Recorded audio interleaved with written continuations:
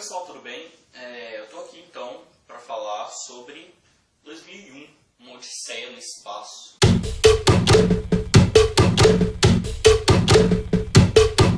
Bem, eu já tinha prometido ler 2001, começo desse ano, aquele vídeo de livros para 2015.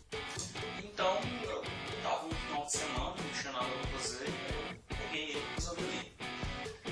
E eu já quero deixar claro que eu li primeiro o livro e depois assisti o filme. E eu vou comentar um pouquinho sobre o filme também. Mas enfim, para quem não sabe, o roteiro do filme e o livro eles foram escritos ao mesmo tempo. Só que o filme foi lançado e um ano depois foi lançado o livro. Mas então, sobre a história. O livro é dividido em 6 partes. A história em si, você pode dividir ela em 3 partes, eu já explico por quê. Toda a história gira em torno de um monolito negro.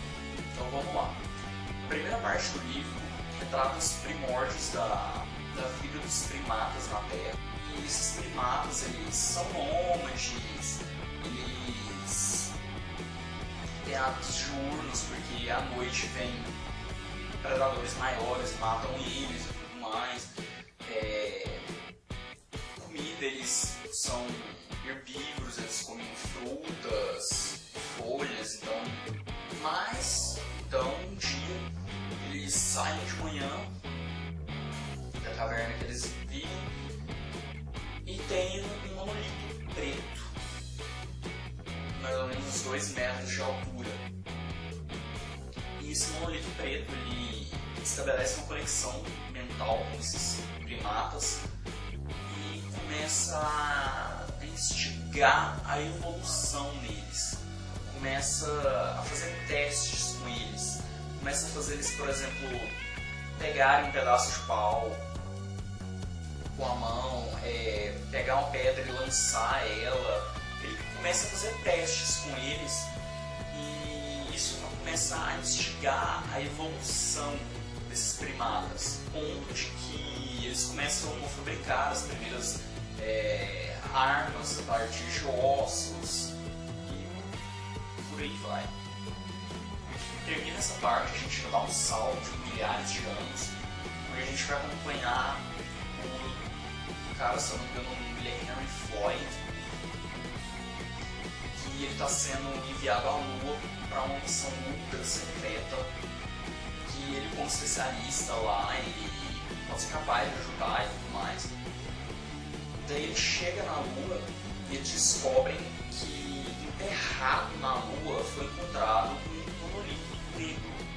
E eles querem saber da onde surgiu esse monólito, o que ele está fazendo lá, enterrado na Lua. Ele estava enterrado tipo, a 9 metros de profundidade da Lua.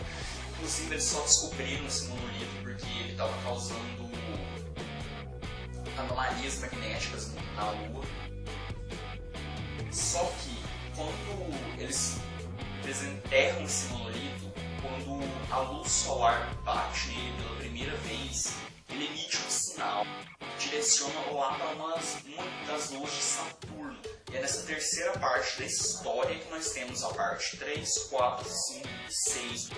Nessa terceira parte da história nós já começamos com a nave Discovery. Ela foi criada justamente para seguir esse sinal enviado por esse monolito lá para uma dessas luas de Saturno. E é aí que grande parte do livro é desenvolvido.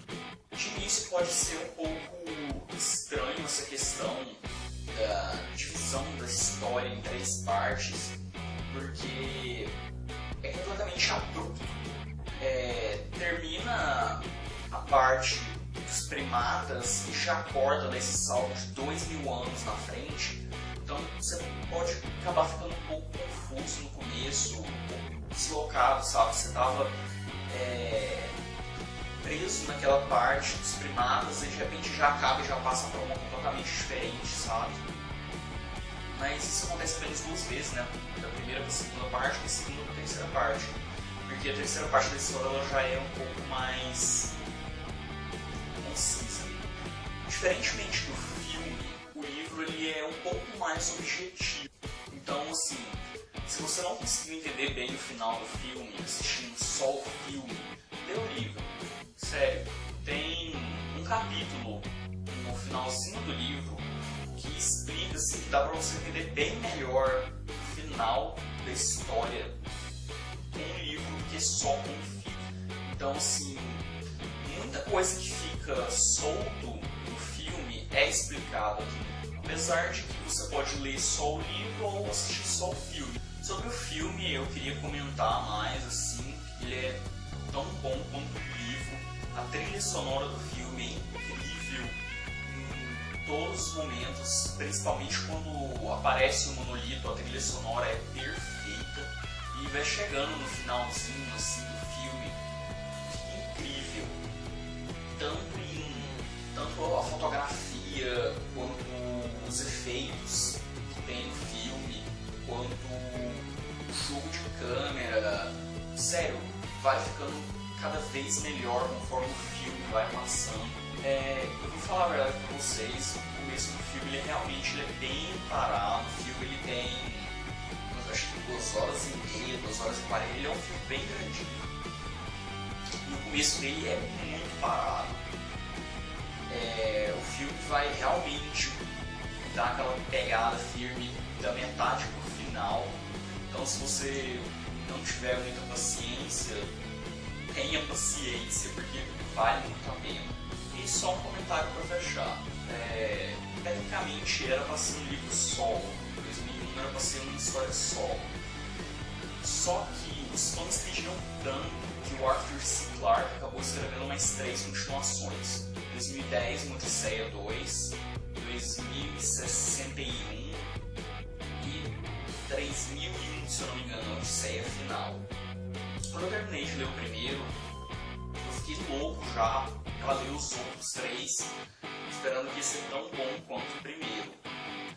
E eu me frustrei bastante. O segundo livro eu inclusive encontrei na biblioteca aqui da minha cidade, e assim, eu fui lendo 50 páginas, fui lendo 60 páginas, fui lendo 70 páginas, assim, história completamente arrastada.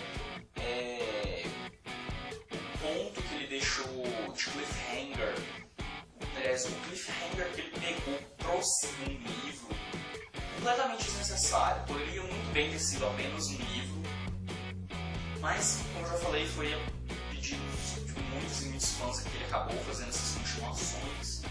Mas, assim, para ler só 2001, não inventa de ler 2010, assim, é completamente a parte, só se você estiver muito curioso mesmo, porque a história não é tão boa quanto o primeiro livro. E então, até a próxima.